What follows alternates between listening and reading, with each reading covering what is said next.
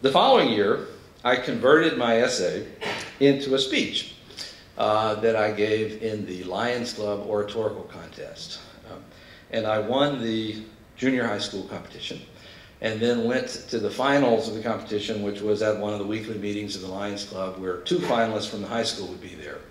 And so I went on the Thursday of the finals, and we all gave our speeches. And the other 2 were very uplifting speeches about the next generation and the leadership of America and all that. And I gave my speech about Strike City.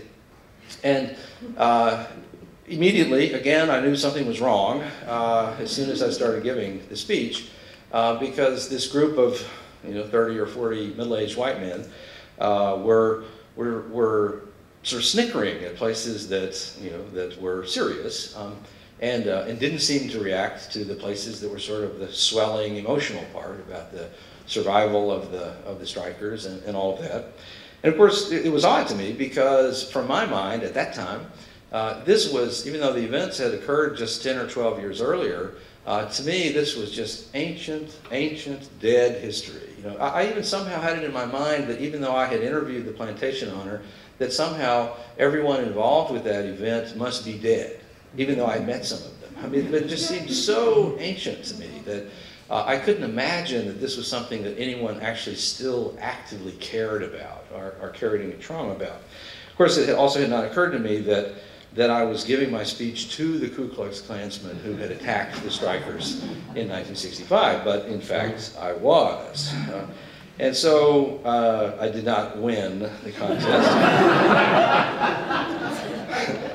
as you might imagine. But at the end of the meeting, after we'd all given our speeches, we stood there and everyone filed by very politely in the receiving line, as one does those events. And it was all just fine until one last man came up, waited, stood back, and came up to me, and the way I remember it, he was about 8 feet tall and 100 years old and had a crazy shock of white hair all over the place. In reality, he probably looked a lot like I look right now.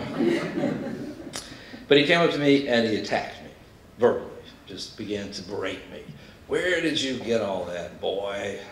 Those were all lies. Who told you those things? Nothing like that happened. Who's been telling you all this stuff?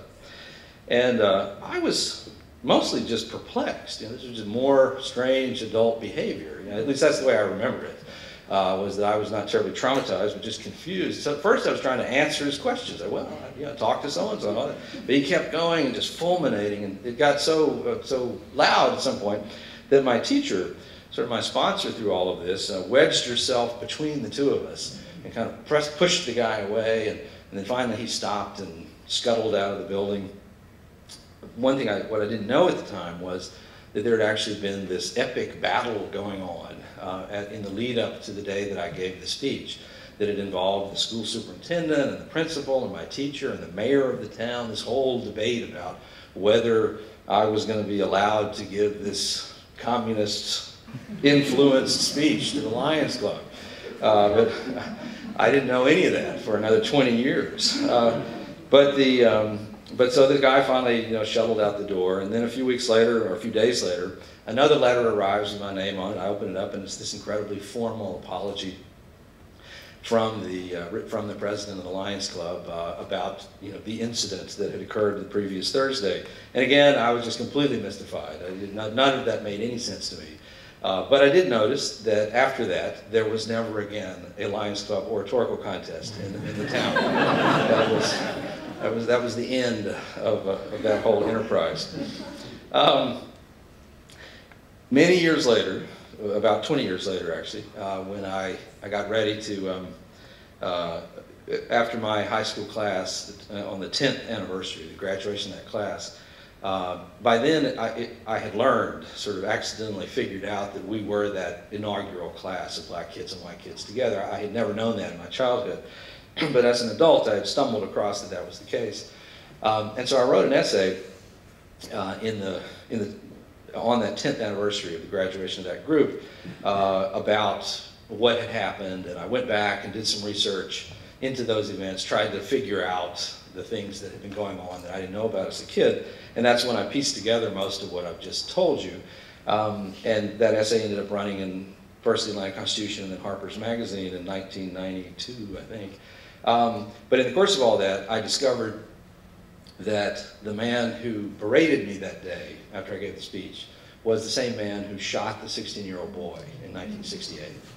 But so I wrote about all that, and after it was published in Harper's, the mayor of the town, the man who had been the mayor through almost all of my childhood, wrote a letter to the editor that was published that said that no one in my hometown could remember any of those events having ever occurred.